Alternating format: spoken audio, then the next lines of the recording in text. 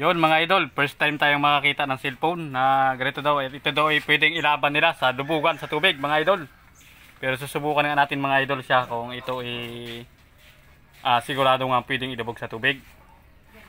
So tatry po natin siya kung pwede siyang ilubog sa tubig mga idol. Ayun.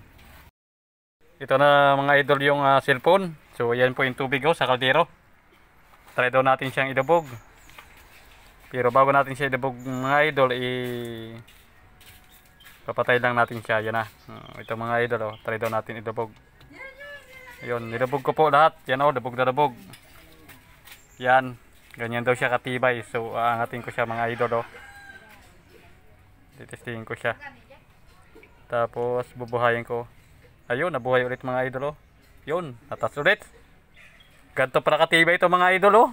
Napabilib talaga ako nitong cellphone na to. Isang lubog pa.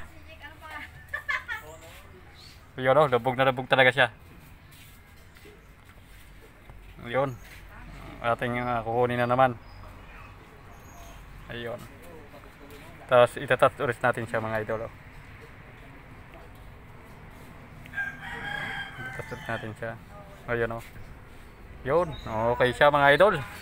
Panlaban sa lubugan. Ayun.